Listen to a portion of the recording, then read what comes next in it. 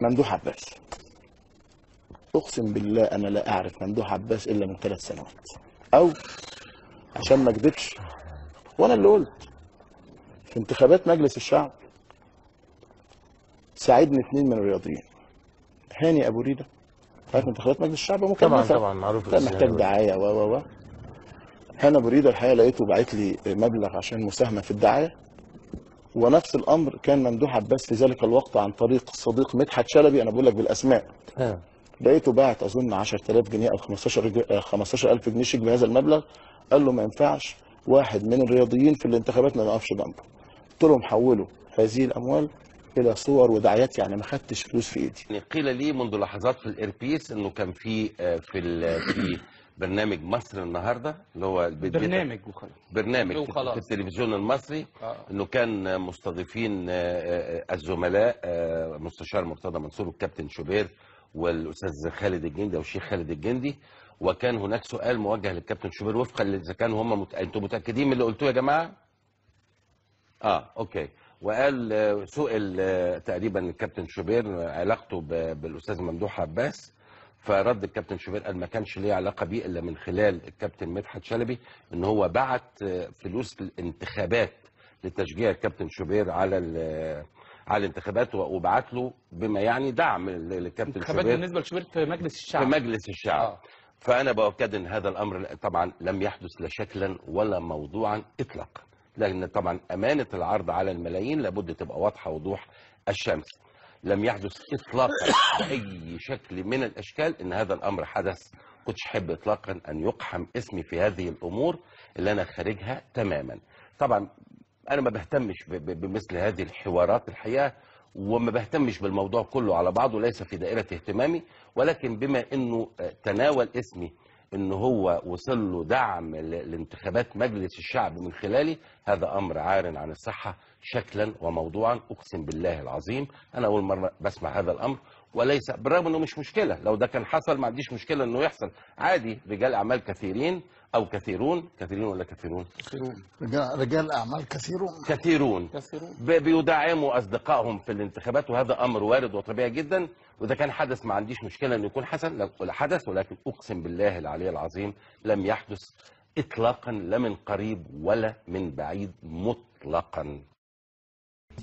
قناتين بياخدوا هايلايتس للمباريات، في قناتين مش عايز اقول اسماء القناتين ولا اسماء الزملاء اللي بيشتغلوا فيهم، بياخدوا هايلايتس دون وجه حق للمباريات.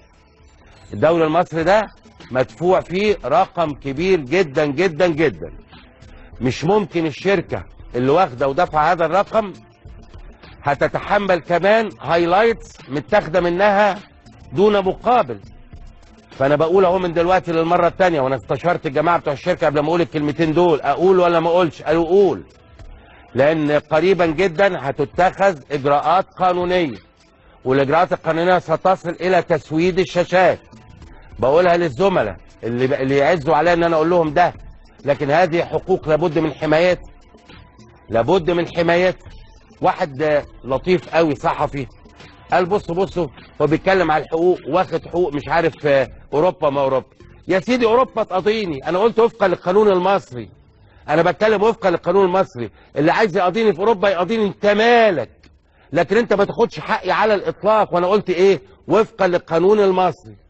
القانون المصري فيه حقوق بتتحمي، حضرتك هتعتدي على الحقوق هيبقى فيه قرار رادع.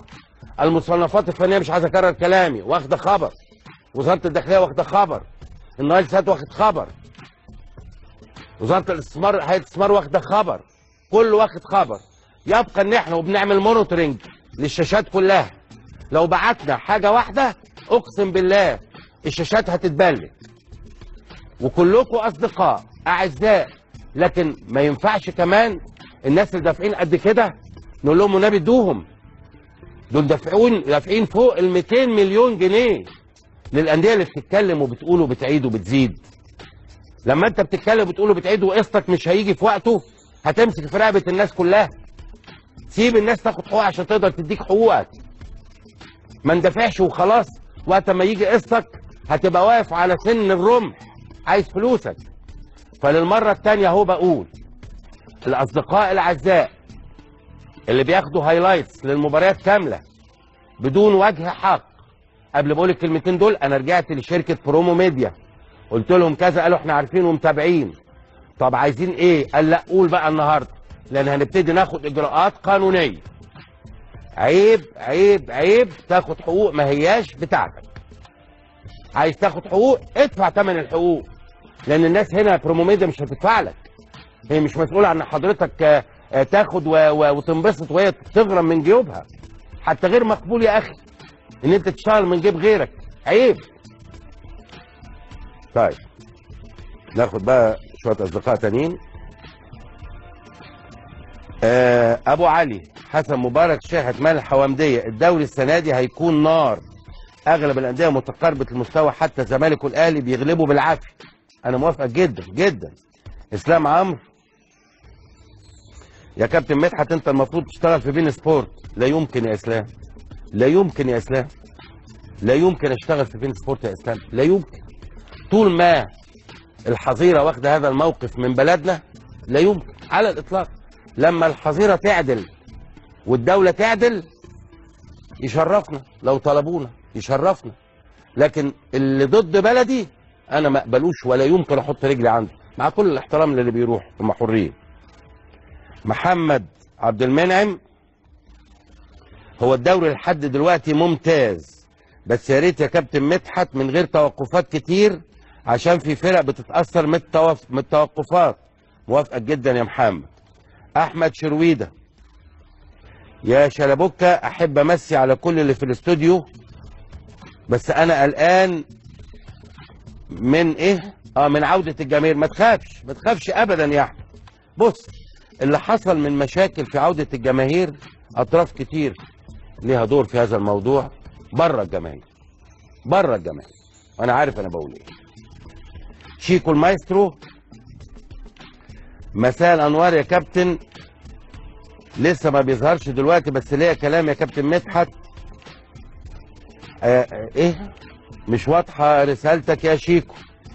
عمرو الجهلان، استنى، ليا كلام يا كابتن مدحت للغرفه الاعلاميه، عايزين ايه من الزمالك؟ جمهور الزمالك كبير. طبعا طبعا يا شيكو. بص يا شيكو، احنا كبرامج رياضيه من قريب او من بعيد مفترض ان هناك تعليمات بتصدر، ولكن انا اتمنى صرف النظر بقى عن اجابتي اللي انا قلتها دلوقتي، اتمنى ان يسود الوئام والهدوء الاعلام المصري بشكل عام، سواء من جانب الاعلاميين او من يتعامل مع الاعلام.